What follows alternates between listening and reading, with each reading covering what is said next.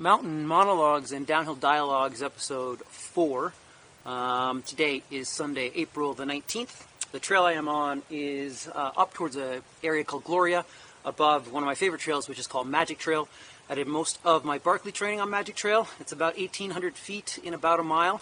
And I'm going to do something slightly different today. I'm going to answer some questions off the top.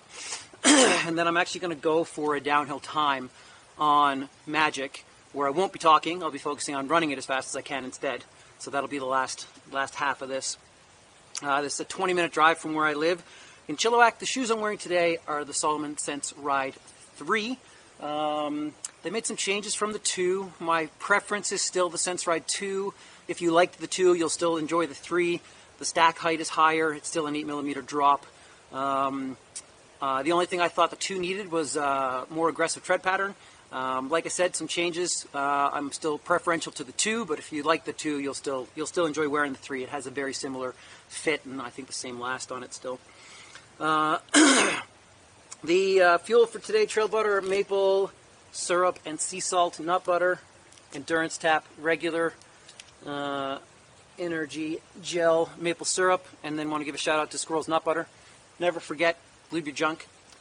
All right, and the camera that is filming this is the Insta360 1X. A couple of quick things. Support local. As a race director, we started an initiative on Wednesday where we are selling buffs, head wraps, for 25 Canadian dollars. They will ship anywhere in North America. Included in that, international shipping is an additional $5. If you purchase a support local trail buff head wrap, you can dedicate that to any trail organization you want, any race director, any race organization. We will then direct 100% of the profits to who you specify. So far, we've raised in 4 days over $20,000 for over 130 race organizations. You can find that at trailseries.ca/support local.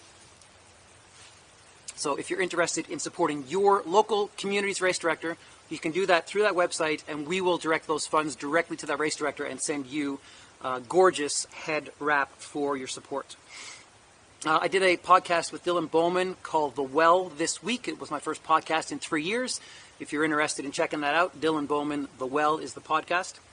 And this following week, 1 week from today, I'll be partaking in the Era Vapa Strong virtual race from Jamil Curry, and I will be doing 100 miles on a treadmill, so I won't be doing one of these in 7 days. I'm not sure if I'll stream or broadcast that in some capacity, but that's where I'll be next week, and there'll probably be something that I do to put that online for next weekend. And a couple of quick questions before we get moving here. Chris Varnadoe: I have the same treadmill that goes 40 up and 6 down. I live on flat land, so that's my only way to climb. My question is, how does the treadmill compare to an actual mountain? I do find the treadmill, certainly the steeper grade, is harder to replicate mountain grade because it's angled like this rather than being able to step up as in steps. So I think you can get as good a workout in, but it's definitely a different feel to it. I wouldn't say that it replicates what you're getting in outside. And I do find it easier to get a bigger vertical profile or more climbing in a 60-minute window outside than I do on the treadmill itself. So I think it's a great tool, but I don't think it... I find it actually to be a little bit slower or even harder, I think, to get the vertical on the treadmill than I do on the trail itself. Michael Steindel: Hi Gary, super video. Thank you for that. I'm living off-grid in the Asturian mountains in the north of Spain. It's very isolated, and most trails are wild, wet, and muddy without any flats, just up and down, which makes my runs very technical, not so runnable, slow, and hard. I love it, but find it sometimes difficult to go out knowing it will be wet, cold, slippery, painful, knowing that in my caravan it's warm and cozy. Have any thoughts about how to mentally embrace these challenges going out? Thank you. So Michael's question, and then I'll get to the mental challenges of getting out, and then Dennis Marchant asks, I know Strava is great for tracking, training, and finding new routes, but what role do crowns play for you? With no races on the horizon, isn't it tempting to go collecting? Strava is a funny thing to me. I do enjoy using the service, but I rarely go chasing crowns. I will chase some downhill crowns from time to time. There's probably 10 segments in Strava that I've gone after and tried to get, and this will be one of them. I have the crown on this trail, but I want to better it because I've never had a chance to run it under optimal conditions. I've only run it in wet, slick, muddy conditions. So I think my time on this descent is 10 minutes or so, and I think I can get that down closer to 9 minutes. Got a hiker coming on up here. So hop onto that trail one second. Hello. Hey, how you doing? Hey, did you go all the way up? No, just up to the snow line there. Oh, good for you. Yeah. Good job, Jerry. Thanks. Hey, if I wanted some help with reducing the time, can I get a hold of you? RidgelineAthletics.com is our coaching site, absolutely. Thank you. All right, there's one more guy up above you. Have a great afternoon.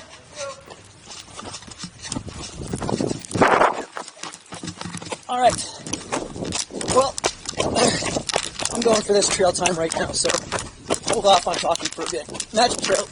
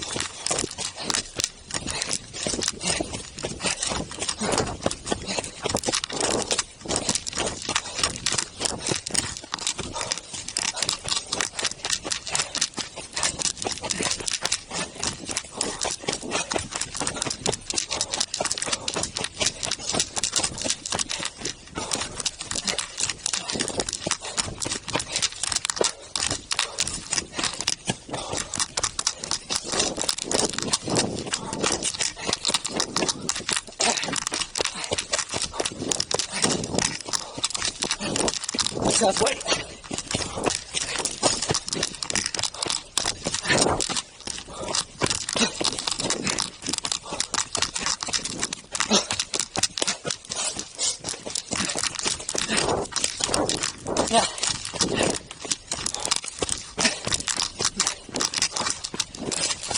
Some of the steepest sections to come.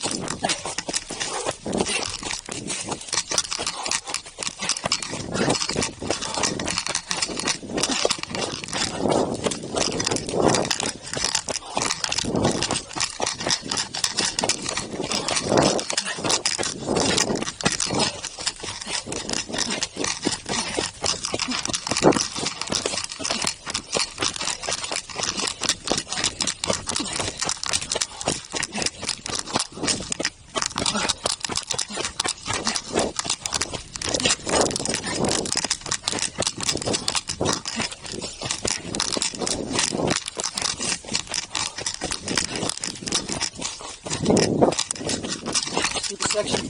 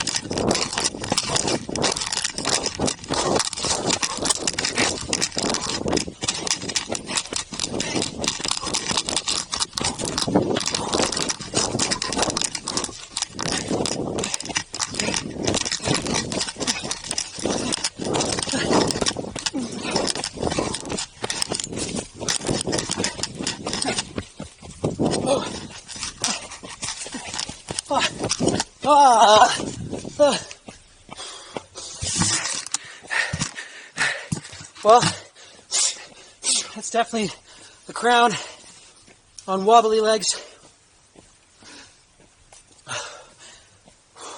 It's a lot warmer down here than it was up there.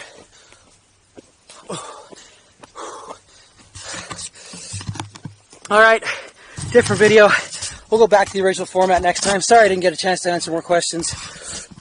I guess, hopefully no one shows up. There's someone right there. We're going to go this way, and we're going to do the finish off recovery wrap. I wrote it down because I couldn't commit it all to memory. I've got most of it. Get it over with, Gary. End this video. End this video.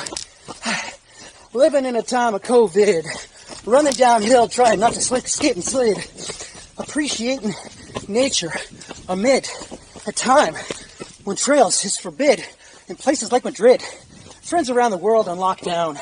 While I'm out here chasing Strava crowns, my heart goes out to all the communities, losing out on all their racing opportunities, while the world struggles with herd immunity, and some leaders operate with absolute impunity. But one thing I know for sure, throughout all of this, there ain't no way we're going to loosen no coronavirus, because all this does is unify and inspire us. Have a great week. Thanks for tuning in. Sorry I didn't answer more questions. We'll do it next time. Bye. Here's a pro tip. A pro tip. Tip from the pro. Please write it down. If you are going to go for a Strava segment, don't forget to turn your watch back on. It's on video. It's not on Strava. It didn't happen. To expand upon those questions from earlier, just a little bit more. Question from Spain regarding motivation. It's tough to get out all winter long when it sucks outside, 100%. First and foremost, make sure you're not overtraining. Make sure you're not pushing yourself too hard and that you're not pushing through a deep level of fatigue that's communicating to you you need to take a break. If you know it's simply motivational issues because it kind of sucks outside, some things that I use, like first and foremost, a big scary goal. So you get out of bed for Barkley. I don't know if you have something that you could sign up for yourself. And then I find the hardest part of anything is the first 20 minutes. So I try to use music to get me through those first 20 minutes. And this winter, and a lot of times training for the Barkley, I'll get a playlist of 20 songs, and I will use that specific playlist repetitively. So when I need to get going and I'm not feeling up to it, I start the playlist. And because I'm playing the same pump-up songs all the time, I start to condition myself to react to that music that's being played. And that helps me go through the motions and creates a default mechanism to just pursue, get outside and do what you want to do to pursue the training. So think about using music and using a distracting tool and conditioning yourself to just get through the first 20 minutes. Once you're out there, once you're going, you'll know, you feel good. You don't end up regretting the decision to go, but it's often hard to get out the door. So that's my one suggestion there. And then finally, to expand upon the Strava question that Dennis posed. You saw me go for a Strava segment. I have about a half a dozen Strava segments that I go for. Anytime I'm in a new area, I'll try for a downhill time, for sure. Other than that, I don't have any notifications on from Strava. I don't pay attention to it. It's not a motivating factor for me. It's unhealthy to pursue. It's unhealthy to alter your training based on external variables. So your training should be structured 80-20, 80 easy, 20 difficult. If you're always chasing crowns or you're always competing against yourself or other people, then you find yourself in that mid-range where you're running 50% of your volume at an intensity, and it does nothing for your overall fitness and your overall conditioning. So a lot of people get wrapped up in the Strava world. I think it's a great motivating tool. I think it's a wonderful service for really displaying information, and I use it primarily to discover new trails, to see what people are doing, to see what links together where. Anytime I do a route, I'll go on Strava and I'll zoom out and I'll start looking at, where does that trail go? Where does this trail go? So that's how I utilize Strava the best. I don't chase crowns. I don't recommend it as being your primary focus.